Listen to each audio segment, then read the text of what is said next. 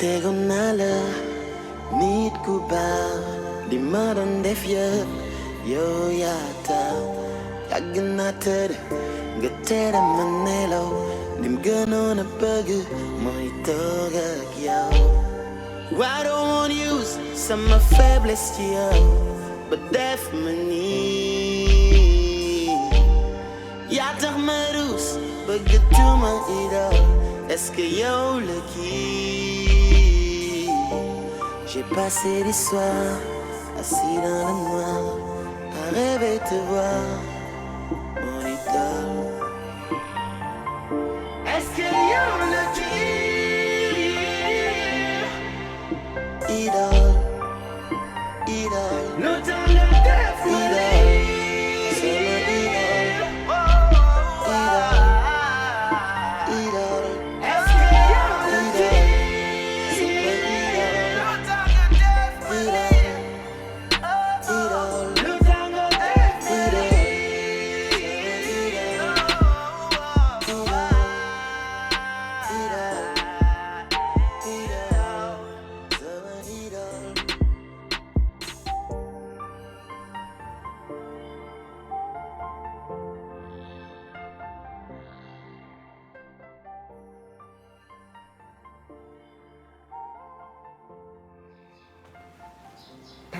Hey boy, good.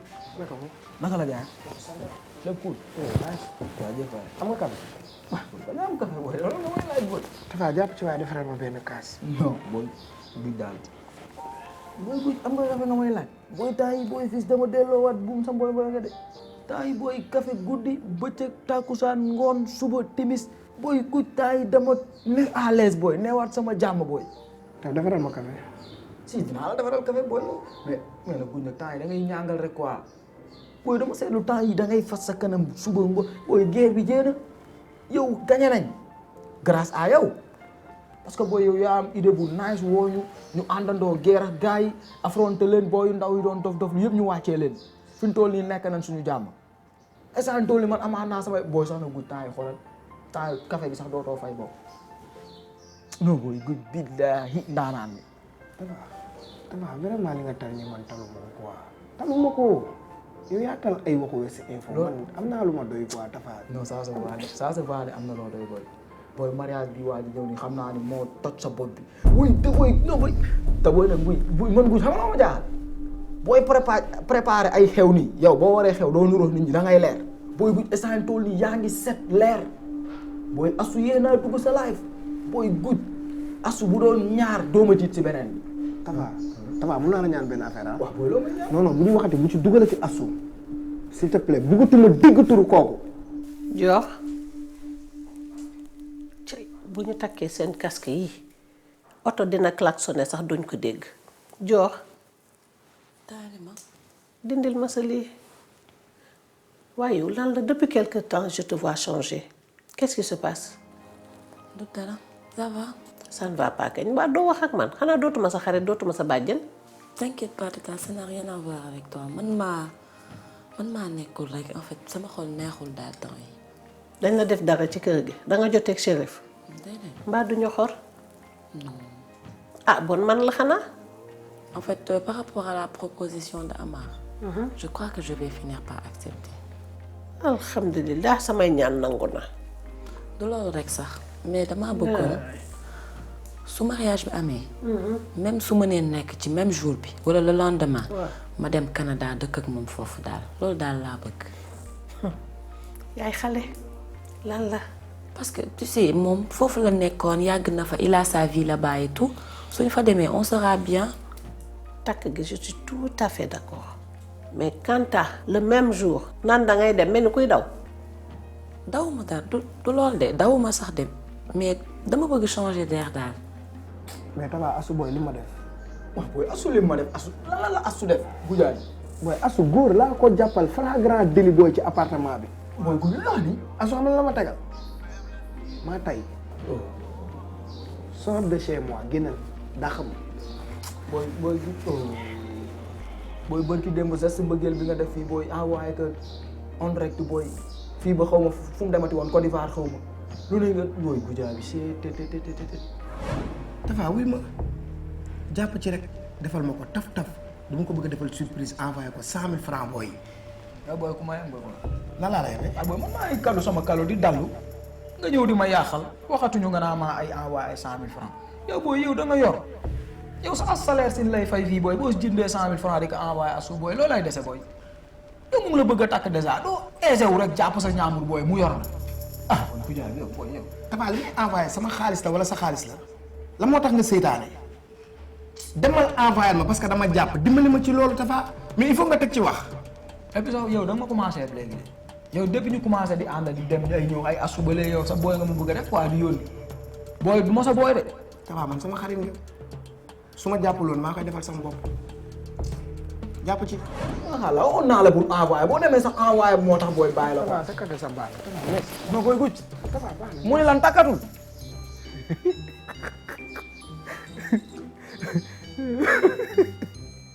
maa doon takka ma kay.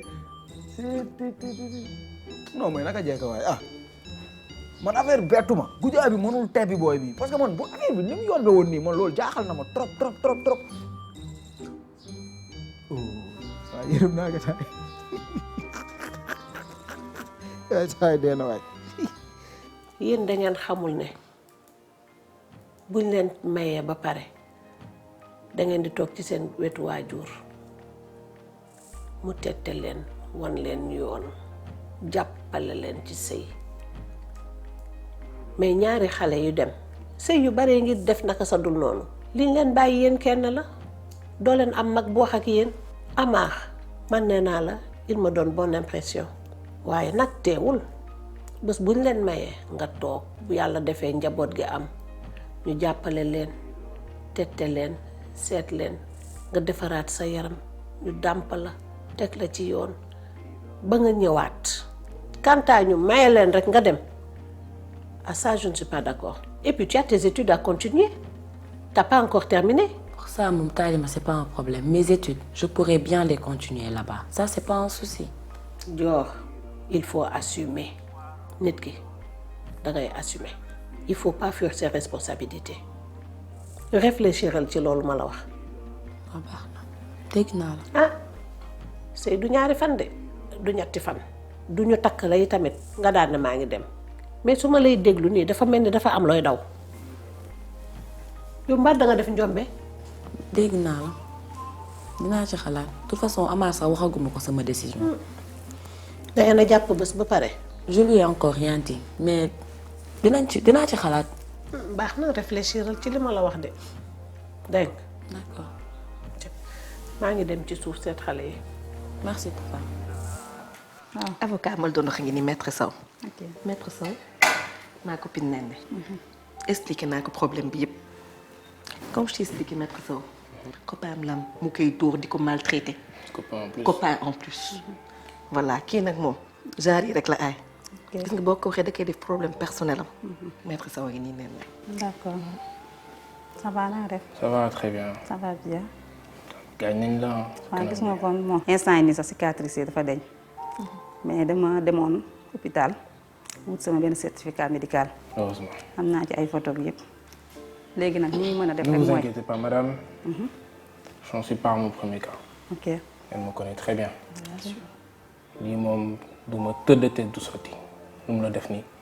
ça va lui coûter très cher. Ça je vous en fais la promesse. gars bi jël ko comme si c'était moi-même tu vois parce que elle c'est vraiment ma copine quoi sama xarit la. tu vois kii moom bul am dara la ci nit.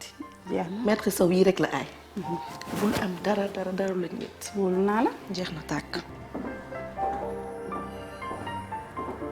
waa kii du seen caali. Oh, Pédita. Ça va? Ça va et toi? Comment tu ñu vas? fi nga fëlee tey. Oh, ben, gis nga de. kontaan na ci Ouais, mais écoute, viens t'asseoir. Voilà, C'est mets-toi à tout l'aise. beau. Mets-toi à l'aise, comme ça. yaa ngi may perturbé nii sax. Oh, ben écoute, il faut pas exagérer quand même. ah tu es tout beau là. yaa ngi élégant nii. Non, mais je crois que c'est plutôt toi qui me ku fi perturbe. solati yére olof ma porté ko plainte yaay borom. Oh là. Sinon, ça va? Ça va et toi? Mais l'expérience sur le terrain, j'espère que ça t'a pas trop fatigué quand même. Ah non, au contraire, j'adore ce concept. Ah, Tu sais, moi, je suis une passionnée. Je ne sens jamais la fatigue. ah mais tu es super. Donc, pour cette fois-ci, je me suis intéressée à la place des femmes dans la politique au Sénégal, dans les partis politiques.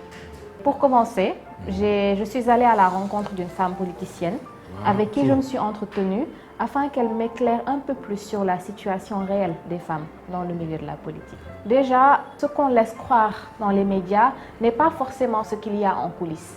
Parce que quand il y a la formation des partis politiques, les hommes sont les premiers à les solliciter parce qu'ils savent que déjà avec les femmes, il y a l'avantage du nombre. Donc, si nous avons une formation de parti politique, nous avons pour nous des partisans, tout ça, gars adhèrent à ces partis.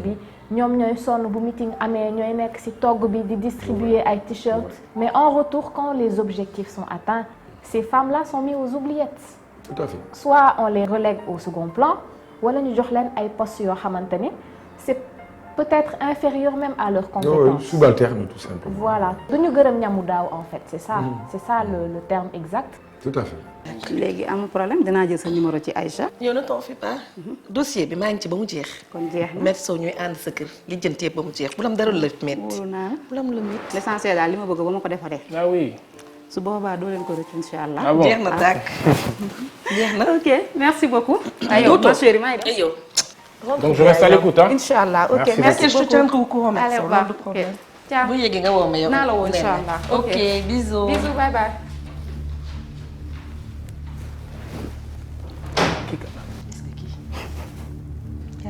gis Sa xarit la. dof ngandum dof Dina ko yërëm de. boo ko yërëmee sax baaluma la ko Baax na. yërëm c'est une folle elle a rien dans la tête te kaay wax na nag elle a affaire pour les jeunes moytu mu doxaan na te yow xam naa la Soful de. en tout cas lii yëpp balaa même nañ régler suñu problème Jox ko sama numéro. yàlla tere dem fa. déedéet sa tànk sama tànk sama loxo. jamais sa tànk sama tànk Waaw ba tey. waaw Ba tey fexeel daal ñu dem fa gaaw. bañ a dem lii kañ dañ koy régler vite fait Jeex na. jeex na tàkk Maa ngi sa ginnaaw. Combien de femmes ont été premiers ministres? Peut-être deux Ouais.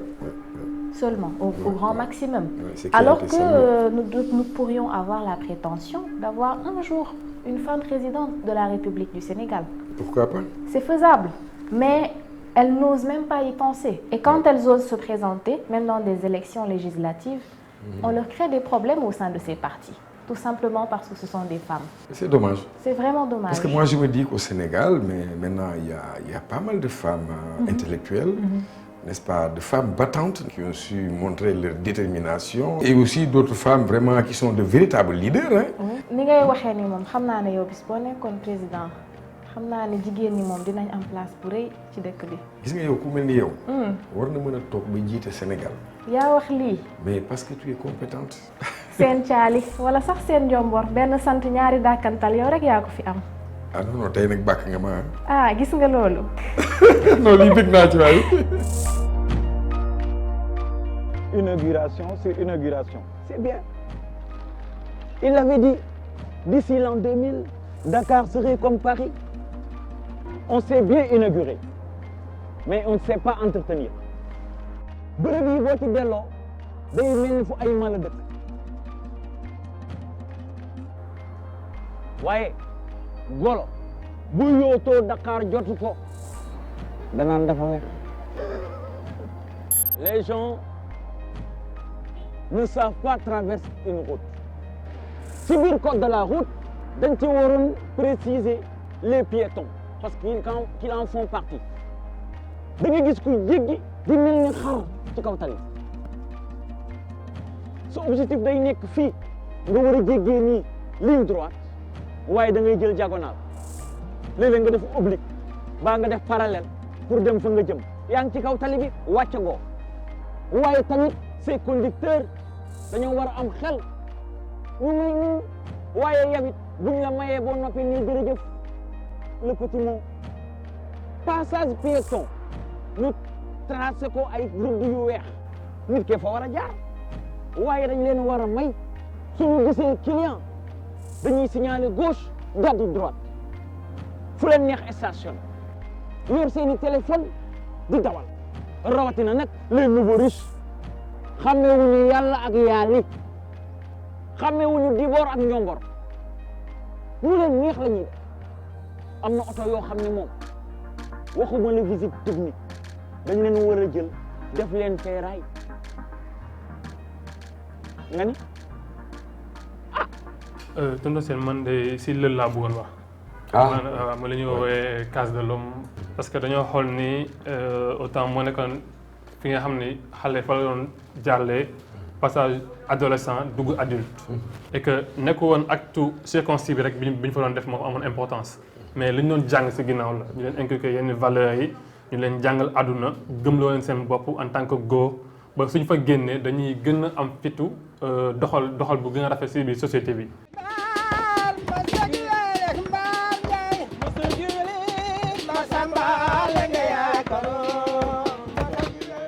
lël cosaan la boo xamee ne ñun fokk ñu téye ko ndax aada la si njulli bi ñu xarafal ka ba jëkkoon dañu jël la mat fanweeri njulli wala ñeent fukki njulli xarafal leen yóbbu leen sa ginnaaw dëkk ba fa la ñu nekk ba ngoon ñu door a ñëw si dëkk bi ba jëkkoon li si nekk moo léegi lii si nekk moo raw ndax ba jëkkoon da ngaa taal sa matta ñuy way noonu rek suñu doole kasa dara du ko dax lël bi dara neex ba la bëgg a dee mais léegi rajo yi sees ay koppar ay piis lu ne waaw ñi amul loolu ne ana yaayu mbaar njaay mi naa ka mbaar ana baayu mbaar njaay mi naa leen mbaar mi man damay kasak mbaar man xam naa ne li ju métier njaay su ma ka neree def métier ma gàddu fital dem maaji parce que bu jëkkoon ab lël bu ma jongalee sama doom kasagaloo ma ka aw xas la morom yi dañ kaa xas na kaan doxal say kenn kasagaloo la moo tax booba lël ñëpp di kasag kii dafa jongal yi baray yóbbu leen sa àll ba nekk faax ñoom mu nekk lël bu mag téeméeri njulli la bés bu jot njulli dee mu ne mbulti ba ma demee mbulti génnam njulli ay waaye yaaya daan boot ci la nampal di def say bànneex kon góorgóorlu ba nga teeral sa yaay booy kasak si biir way lii may la ngi si kasak si biir way julli yi di leen bëggal rek bu ñu tasee yow sax lii nga doon wax moom la ñuy wax te boobu summi nañu njulli ñii dañu koy boole yére njulli yi suul ka ñii dañu koy ëw bu biiram di métti mu jilli ko si liggam xooj ka naan ko biiram sedd ñii dañoo jël mbaxanam njulli bi ak jumbux boobu mori moomu ak mbuba mi aj ko si bunta bi bu amee weer ñu dem suul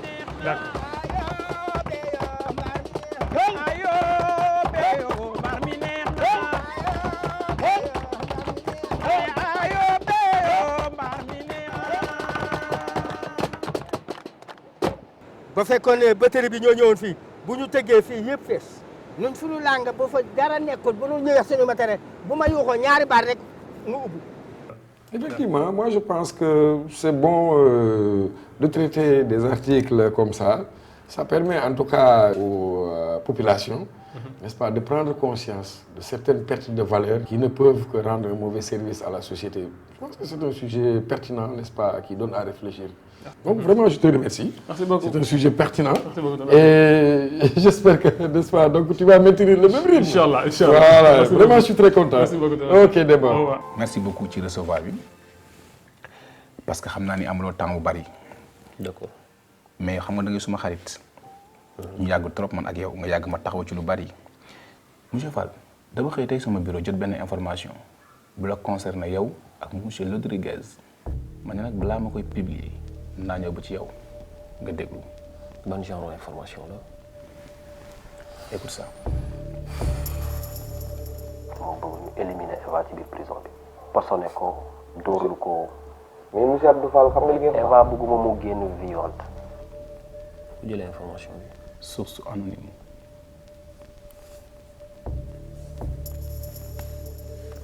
te nag ni ma ko jotee organe de presse yi noonu lañ ko jotee ñu gën a mag nag ci réew mi. Fall. D'accord. xam nga yow dañu yàgg te man du ma seetaan sa gàcce di tas ci dëkk bi jamais de la vie dama ko seetaan. Bon, c'est bon. On va droit au but. C'est quoi le prix de ton silence? waaye Fall yow tamit Fall yow looy wax nii ak fi ñu jaar yëpp man ak yow nga may laaj sama prix. Fall yow boo xam ne man sa xarit laa yow suma xarit nga te dama laa fonk lool Fall yow it nag. te daf may prouver que ne yaa ngi gërëm ñamu daaw te yaa ngi sàmm coloré ba léegi mais lees waxul. waa boy fii moom rafet na di boo yow kii foog xamee. kii de sama benn copine la woon. la woon. waaw sama yi ma nekkoon noonu rek sama xaalis laa ko dénkoon mais xoolal kaay ma xoolal benn affaire xel mee ngant gis nga bu ñëwee këfal ma fit bi fasal sa kanam bu ko may dara dafa muus te dañuy jéem a waaxu xam nga li ma lay wax sa kanam bu fas ko ba mu dëgër bu ko may dara. am benn problème. et puis yéen a ngi toog.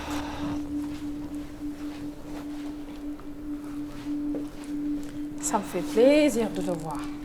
Ah, moi aussi. Nammee naa la nu ne. raw naa la nu ko raw. Sinon lu bees. Je suis contente de te voir. Moi aussi. bi ma yëgee seen grâce bi dama la naroon jël si. xam naa rek ak kërti yi dugg ak génn bi. ok. xam nga moo fi indi. non dis-moi ma belle. sama xaalis laa jël si.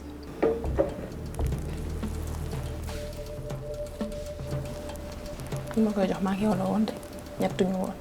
koy calculer kii. waaw. gis nga kii c'est le sang moo ma la gënal tey. ah oui. waaw ndax ba muy métti ci man moom laa gis. yow ñaata yoon nga ñëw prison benn yoon ñëw di ma dóor di ma wax say wax ñaata yoon sama xaalis jox ma ko ma dem sama yoon.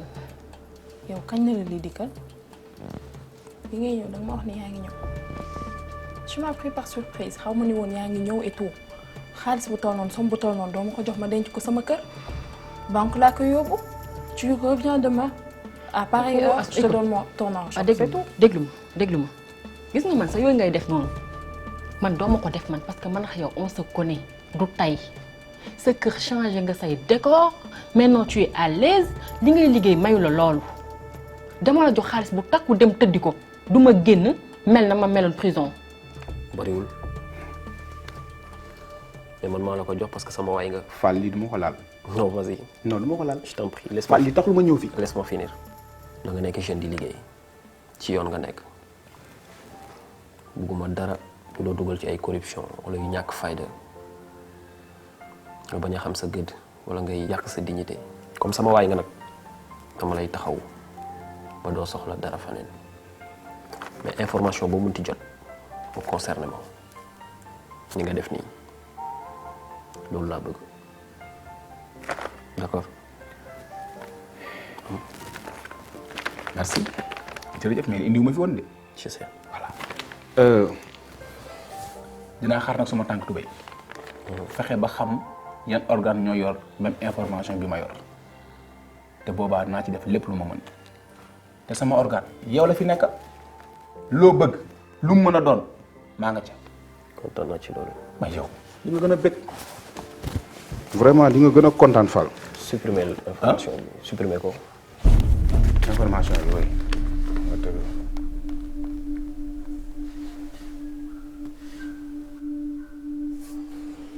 kontaan naa ci yow. merci beaucoup monsieur Fall. bonne journée. merci. dinañ déggante incha allah. merci Fall vraiment merci. merci pour tout mais monsieur Fall ana président. mu ngi si jàmm. mais président boobu léegi maa ngi audience pour bëgg ko gis jàppale ma ci nag. dinañ ci waxaat incha allah bàyyil ba yi jàll. merci Fall. ciao. merci beaucoup.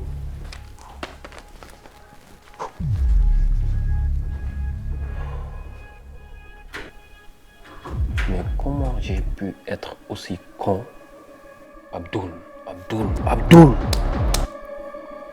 sama xaalis danga ma koy jox ci condition yi ma la ko joxe woon ci sac 1 franc manqué aussi danga ma koy jox ma dem sama yoon gis nga wax yi nga nekk di wax ni intéressé wu ma dégluwuma la sax jox ma sama xaalis. yow maak yow on a fait toutes les guerres yow ñaata yoon laa la fat sama kër te yaay taxaw di wax ak man nii ah affaire xaalis mooy tax ngay ñëw di wax ak man nii tey nga say bañ a ñaaw. yow tu penses que tu peux me Sénégal prendre change. par sentiment ou quoi yow Astou da nga tëx ci diggante bi wala man dafa am ay yoo xam ne dama koo raté wala Astou dama la ne nga jox ma sama xaalis c'est vrai que ba may ñëw avisé wu ma la ça je suis d'accord mais demain pareille heure dinaa fi ñëw te sama xaalis nag ma ko jox bu ci 1 franc manqué non je blague pas hein sama xaalis danga ma koy jox xool ka jógoñ dem tu te prends pour qui?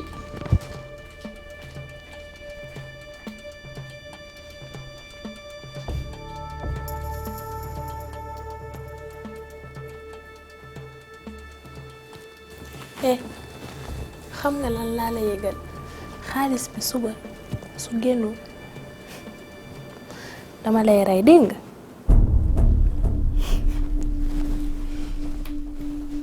man jommewu ma man ma waxu rey di ree kii est-ce que wér na. Si la moom moo léegi nii. D'accord. Et je suis venu Dardar.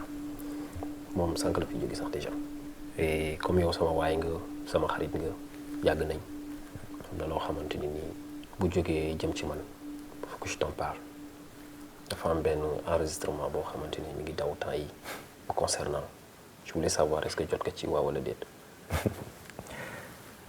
Tu parles de l'histoire du meurtre. Bon, on va pas entrer dans les détails ça se voit que jot nga ko alors moom laa la bëggoon wax qu'on ne publie pas ça. Monsieur Fall, je pense que tu es sûr que ça ne sortira pas moi dans mon organe de presse. Merci beaucoup. Si ça ne tenait qu'à moi. Mais demande à un journaliste, un jeune là, sorti d'école là, qui veut se la jouer professionnel, intègre. Mais je pense pouvoir arranger ça avec lui. Ah bon? Et comment? Il dure quoi d'argent? L'argent? Bien sûr. C'est pas un problème. li ma bëgg rek mooy que affaire bi bu mu senn. Monsieur Fall, tu peux dormir sur tes 2 oreilles. Confiance mi am si man du ma sa deñ parce que je travaillerai toujours pour toi. Ça veut dire que lépp lu bon si yow du ma sa génn. Merci beaucoup Matar. Je te fais confiance. Et pour ton petit là xoolal noo arrangé woon moom qu'il ferme sa bouche. Sauter des nerfs. Merci beaucoup. Je gère ça. Bonne journée. T'as toujours mon numéro? Toujours. Tu me tiens au courant. Je te tiens au courant. Merci Matar. Merci Val. Bonne journée. Merci.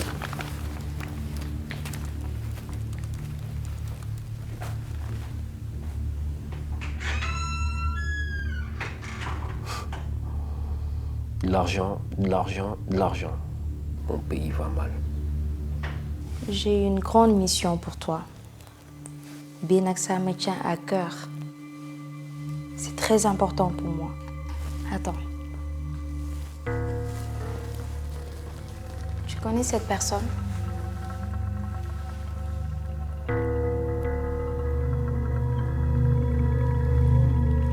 Apparemment, oui. C'est un très bon ami à moi.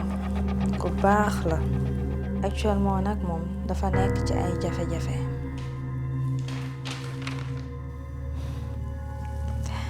Apparemment, tu es déjà au courant. Il a été à la une la semaine là. te dama bëggoon nag X nga jàppale ko. yow donc yaa ma ci mën a génne. parce que sama xarit la nag. daf ma demander service. daf ma woo ma dem ma woo la. méchant. yow xanaa xamoo ki ma lay wax. lui c'est monsieur Tandian. et tu sais qu'est-ce qu'il est pour moi. kii man sama jëkkër ba mu nekkee ci ay problème moo ko doon jàppale. bu jëlee nag yaakaaram teg ko ci man. c'est normal ma jàppale ko. xanaa yaa ko de violeur. toi tu entends juste les informations et tu te fies à cela. ne porte pas autant de jugement sur les gens. am ay problème am yaakaar ci man toi tu le traites de violeur et de pervers. lui tu vas l'aider à sortir de la prison. et pourquoi?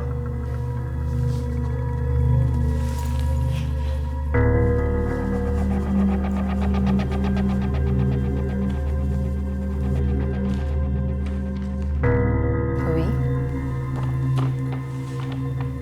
Il a voulu tuer Eva. Est-ce que t'as pas reçu un enregistrement anonyme ce bureau, Fanny? Personnellement, non. Mais par contre, je peux appeler Penda, celle qui s'occupe du desk politique. D'accord, voilà. vas-y, vérifie pour moi, s'il te plaît.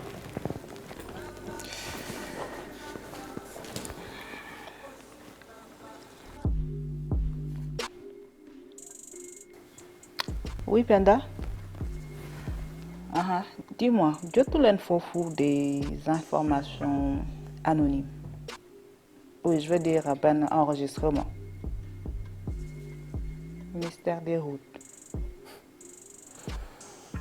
Un certain monsieur Fall. Est-ce que vous vérifiez ngeen bu baax? Tonton Sène xool na ko. Ouais, d'accord. De toutes les façons, après, je te tiens au courant. C'est bon, elle est là. Mais Abdou, c'est quoi cette histoire? C'est des ennemis politiques, comme nous, de Charlie, quoi. Mais tu sais bien que je ne suis pas capable de faire ça. Bon, mais monsieur Fall, c'est bien toi. Yo, tu me connais. Xam nga lu ma def ak lu ma deful.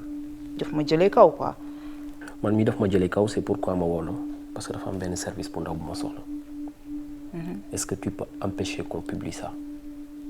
Abdou, tu sais ce que tu es en train de me demander? Ah oui. Mais yow wax naa la ni ma doon def ak journaliste yi bi ma ñëwee West Info. J'ai voulu que ñu gën a sérieux et bon demander leen ku ci nekk lépp looy publier ci na nekk li nga xam ne danga dem xool à la source nga vérifier et si c'est fiable que ñu publier ko. Donc si je reviens leur demander de ne pas publier quelque chose boo xam ne ni vérifier nañ ko ba pare dafay xaw a contradictoire. Maintenant moi ce que je te propose mooy bàyyi leen ñu publier après nga def sa benn conférence de presse. Taluma ay def conférence de presse. C'est qui Eva?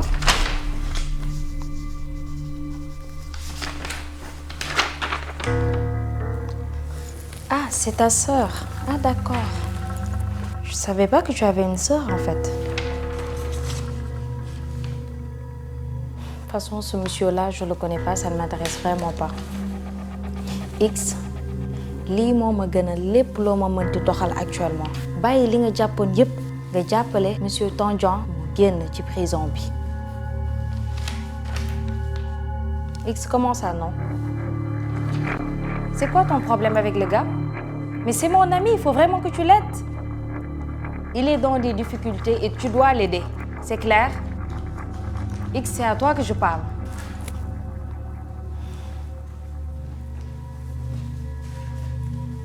X?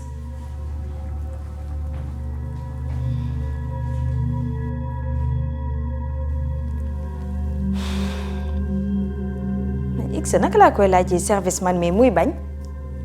Kii du ko daal? waaye baax na. Mais Tandian moom, qu'est-ce qu'il a fait? C'est qui ce gars-là? Li ma soxla mooy information boobu buñ ko publier. Tu peux faire ça pour moi, Binta? Oui ou non? Je suis désolée, mais je peux pas. Binta, t'es sérieuse là? Yow ak lu ma la defal yépp tey nga toog sama kanam ma lay demander service ngay hésiter. Loo ma defal? Wow. Nga ni? Loo ma defal? Binta, dañu tëj sa papa ma boole la ak avocat bu koy plaider sa papa am ay bor nga ñëw sama bureau xamoo fooy teg sa tànk ma jàppale la boole la ak benn banquier pour ñu defal la prêt tey nga taxaw sama kanam di ma laaj lan nga ma defal mais yow yaa gore di. Abdou, moi je t'ai rien demandé. Je vais te rafraîchir la mémoire sama xaalis lañ la jox c'est mon argent moom la banquier bi jox yow yoreloo banque bor de man nga ameel bor yow tu crois que nga dem banque ñu lay defal prêt ça se passe comme ça tu viens dans mon bureau tu m'en parles le lendemain nga dem banquier bi yëkkati xaalis bu toll noonu mu jox la ko sans même te demander de signer un contrat. Je rêve ou... Tu rêves pas. Je laisse tomber les masques. Je vais plus faire semblant. T'es pas mon genre, tu m'intéresses pas. Ben affaire rek la soxla et tu vas le faire. Article bi bu ñu ko publier. Tu as 48 heures pour réfléchir. Sinon, tu me paies mon argent ou je te porte plainte ou 51% de West Info man maa koy moom. Ci yow la. Man la Abdoul Fall. Bravo. 48 heures, pas plus. Maintenant, tu te lèves, tu sors de chez moi.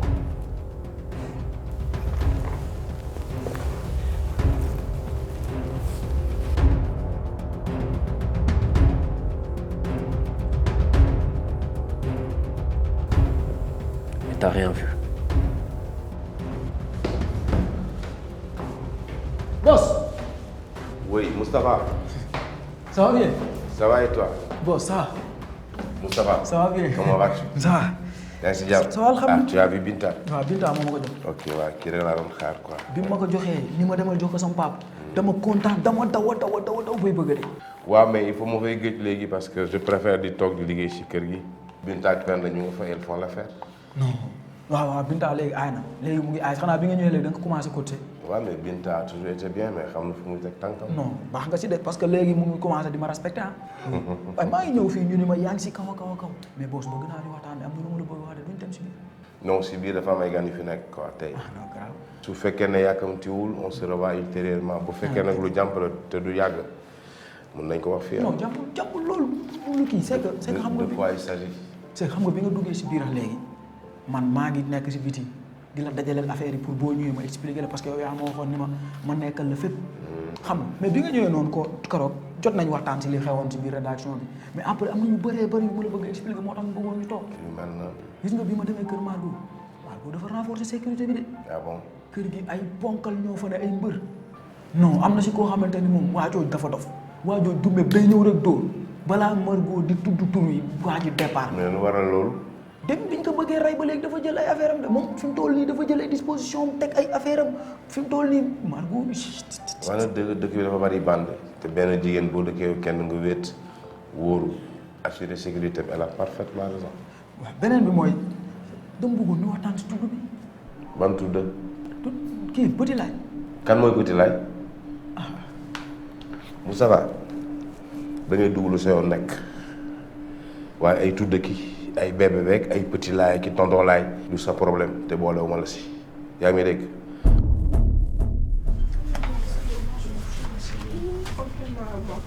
Mohamed. Hey. Ça va? Eva. Comment vas-tu? Je vais très bien. Ça fait très longtemps. Trop longtemps, madame. Alors, ça se passe bien ici? Bon, on est là, on s'accroche. Super. Mais quand même, tu as une bonne mine, hein? Merci. Ah, qui est cette belle demoiselle? Elle, c'est Abby. Abby, enchantée. Ravi, Mohamed. Ah, ça va bien? Ça va, Et alhamdoulilah. la famille? Ça va. Super, super.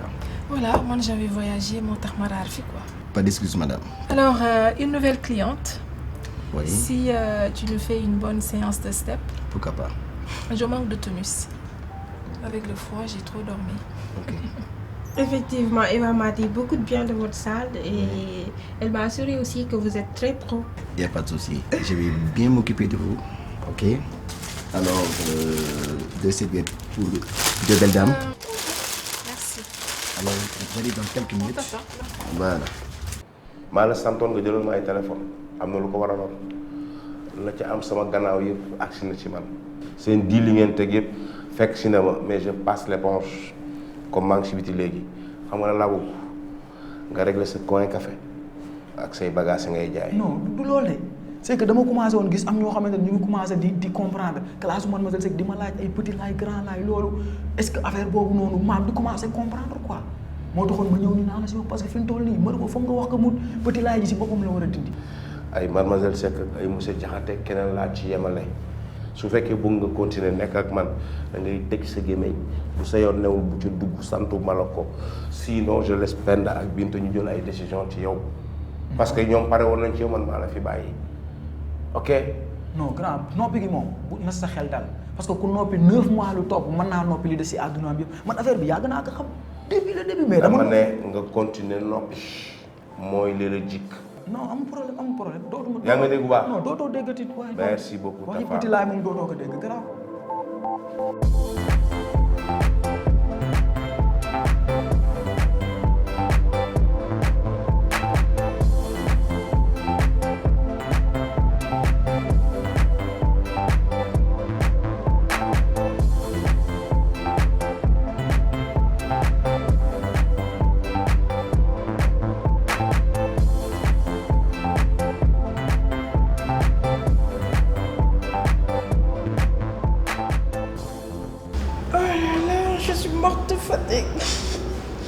Mais c'était bien quand même.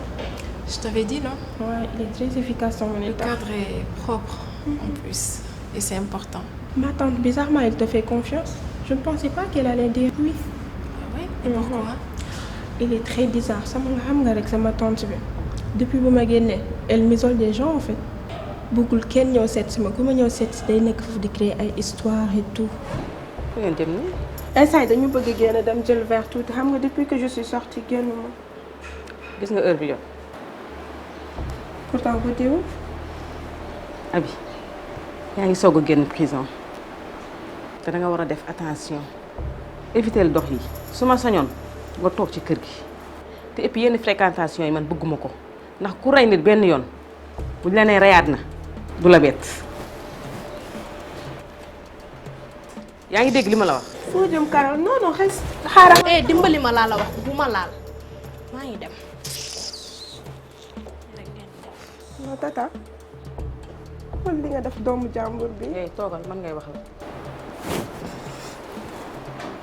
Abi lan moo tax nga dëgër bopp toogal fii ci kër gi. nga bàyyil ma yenn fréquentation. mais tata jël verre rek. non non non non man s'il le faut ma daggal la billet nga dem fu la neex mais fii moom non franchement parler. J'ai un très mauvais pressentiment. Approche-toi. Dans ce genre de situation, tout ce que tu as à faire, c'est observer et écouter. Tu observes et j'écoute. Exactement. D'accord? D'accord. Je suis là. Tu peux compter sur moi. Et je peux t'aider quand tu veux. D'accord? Promis. Approche.